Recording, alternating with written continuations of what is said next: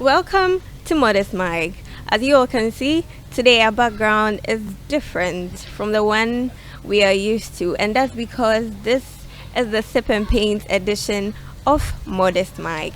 And today our topic is personal growth and identity. I'm doing this with Marjana and Kanita. You're welcome to Modest Mike. Thank you for having us. Okay, can you tell us a bit about yourself? Let's start with you, Marjana. Okay, as she rightly said, my name is sorry, my name is Marjana, and I'm a digital marketer and also a host for a show and a producer as well. Just to make it brief. I'm Kanita. I do businesses and I'm also founder of Amal Homes, a real estate business. Okay, not small people we have here today. So let's dive into why we're here today. When we say finding purpose, what do you think it is? Marjana, do you want to start or Okay, I think Kanisa you should start. Okay. Oh. Okay. For me, I think finding purpose means that aligning your life with your values Okay. and passions. And I think finding purpose, you have to put yourself out there into the world and try things and navigate yourself and then understand what is your passion, what is your values, and aligning your life actions Okay. with those. Okay, so as she said, I just want to add a contribution. Okay. Okay, so finding purpose is actually doing what let me see what others couldn't do to me. Yeah. Okay. So bringing yourself in the spotlight for people to emulate what you do, even though you are young. But there are people that actually sees your value and they want to emulate what you do. Right. Yeah. So that's finding value. Wow. So, how has your journey so far influenced finding your purpose? Okay, so let me just start it like this. So I came from a polygamous home, and my father married four, and my mother is the last baby of the of the wives. So definitely we are the last children. Right. And out of I think 20 children, I'm the only one who was able to make it to the university, and yeah. 20, like 20. Yes, 20. So our last stop is SHS, and they are giving out to marriage. Yeah, but I just wanted to break that barrier. I wanted to break that stereotype that women are meant to be in the kitchen. All these are coming from my cultural belief that women are meant to be in the kitchen. Okay. So even though it wasn't an easy journey, because there were times my own mom was discouraging me because she was coming from that, and so I understand her. Yeah, but along the line she was able to understand that education is something you have to invest in your children. Yes, and even my brother was the one. Along the line my father passed away, I think when I was 5 years, so my hope and everything was shattered. But no, my brother came through for me. He actually catered for me since I think 5 years. Okay. So now till I finish university, and now I'm actually working, and he's planning to actually make me further my education outside again. And I think he is someone who understands the value of education, because whenever I have a communication with him, what he was like, if he actually get the chance, he will go back to school. Yeah. Also, So it wasn't just the ladies; the guys too were not allowed to. Continue. yeah, it's not like they were not allowed, they didn't see the value Value, of okay. education.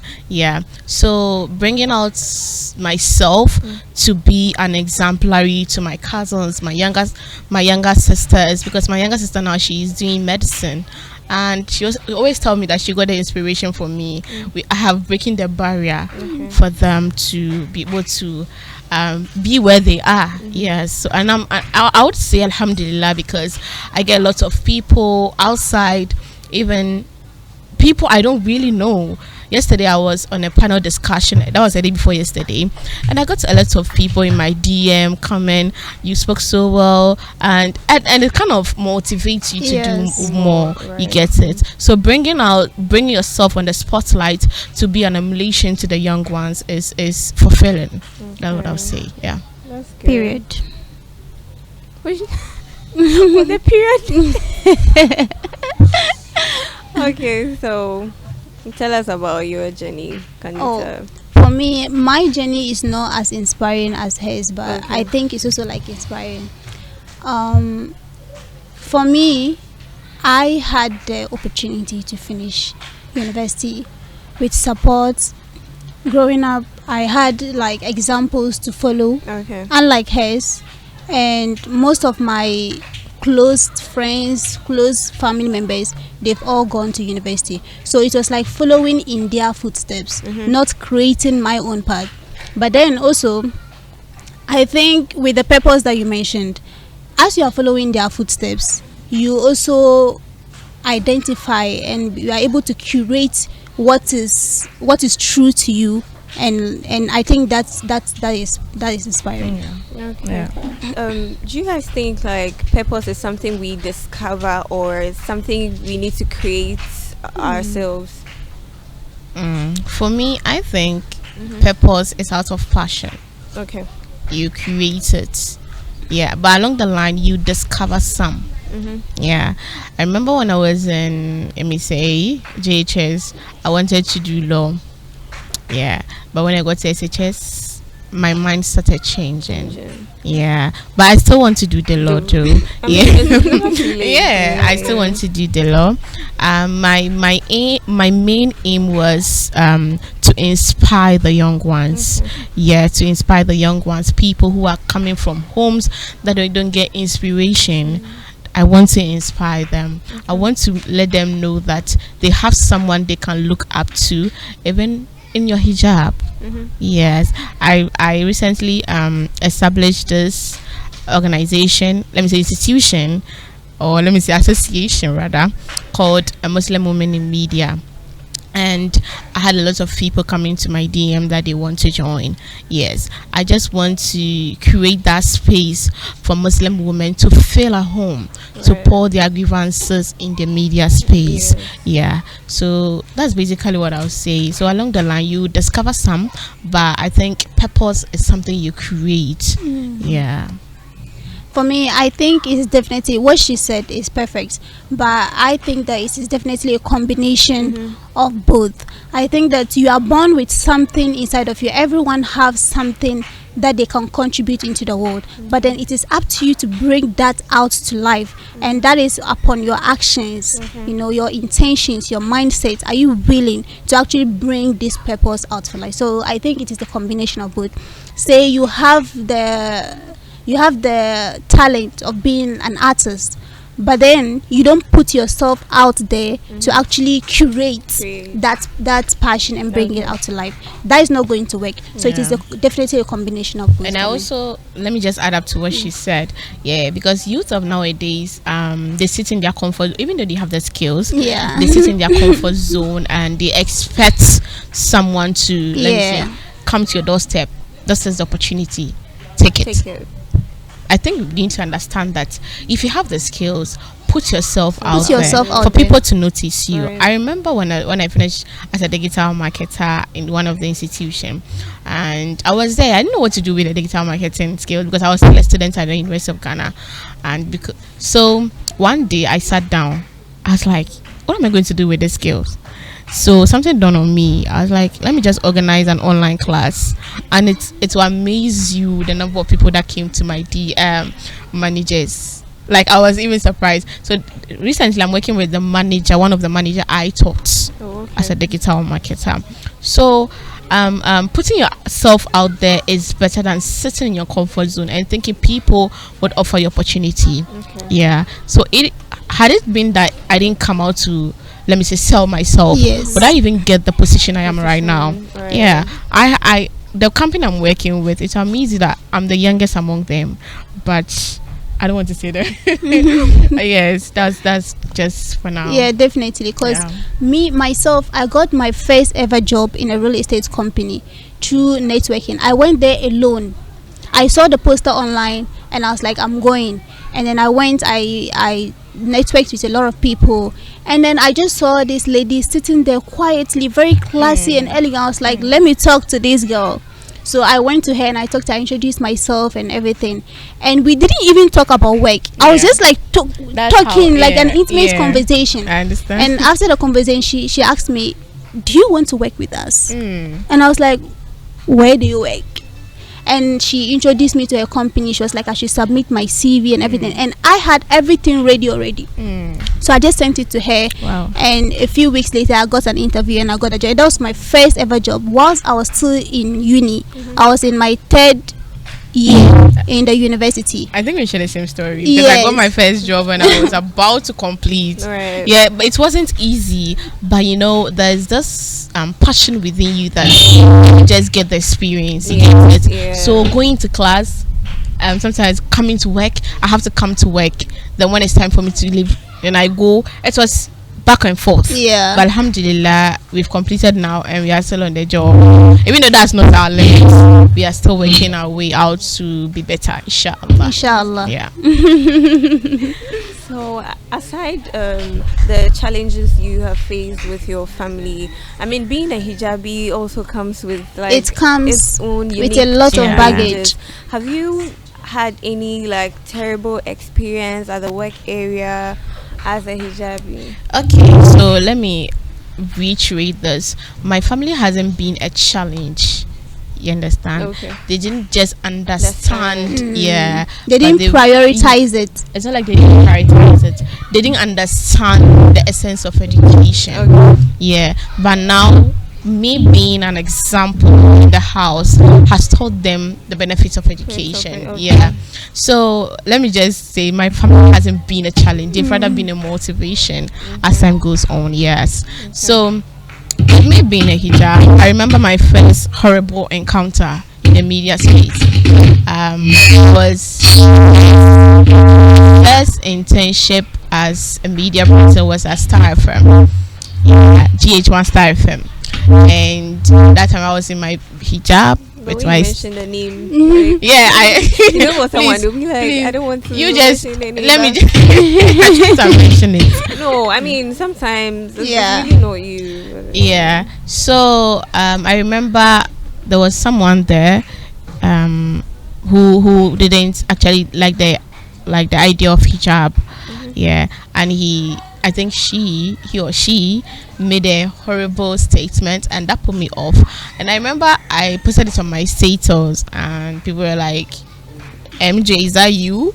Because we know you to be more than like things like this don't discourage you. Yes. So why this? See, sometimes it will get to you, Yeah. no matter how strong you are. Seriously, so I got a lot of motivation in my It's DM. crazy. They were coming, don't mind them, just do what you can do I mean, and now leave. you're going to be seeing this person every Yeah. single day. Like, But along the line, we got like the person was so nice to me. this is just a fabric.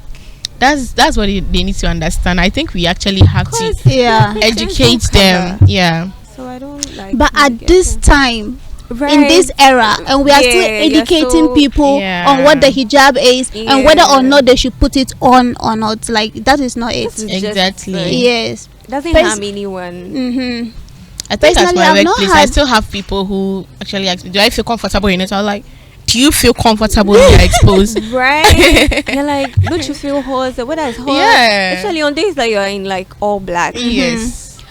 Hey, you're wearing I always black. tell them it's I'm like, part of I me. don't feel Yes. it. Yeah, it's So what part are you- and parcel of you. What are you going So to say about the niqabis? then the caveat.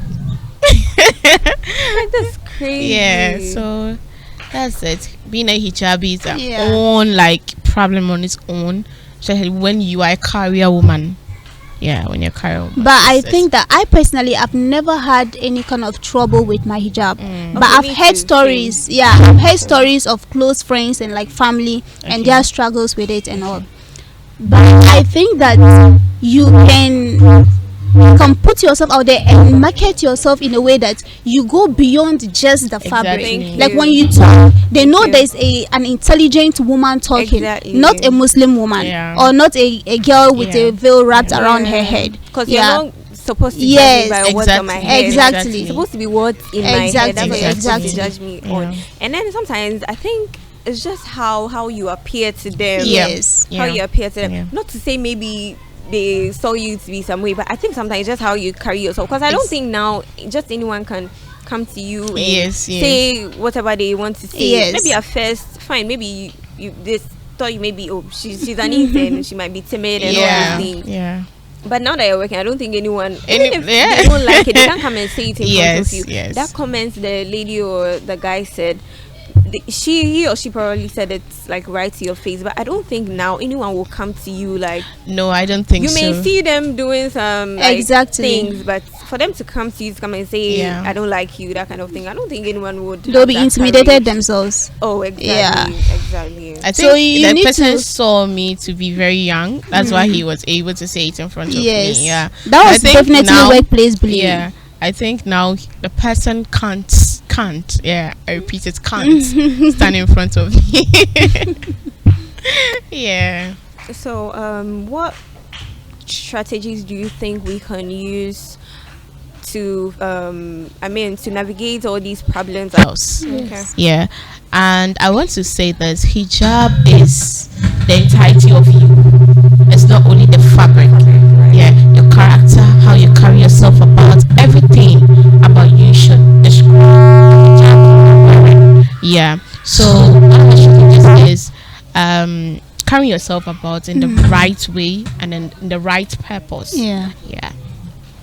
Yeah, and I also think that surrounding yourself with people who align with your values and Yeah. all, Yeah, it also plays a exactly. big part, because they Yeah. said you are the average of the 5 people that you hang around Exactly. with. So I think it is you at this time we should all know that when you are hanging around with certain people, you definitely adopt their habits. Yeah. And so hanging around with the right people, dedicating yourself, because when you open your mouth you are able to say something valuable, and when you say something valuable you are associated as a valuable lady.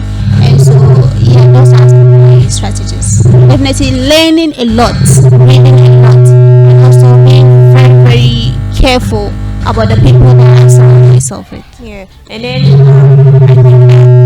think that's often to like you said, the people you surround yourself Yes. with says a lot about you. Cause sometimes you'd have like maybe about 4 friends. Let's say 3 or 4 of them might be smokers. One would be, but then everyone is going to see you as a smoker. You can't go around explaining to everyone. Yeah, fine, I work with them, but I don't smoke and all of that. And then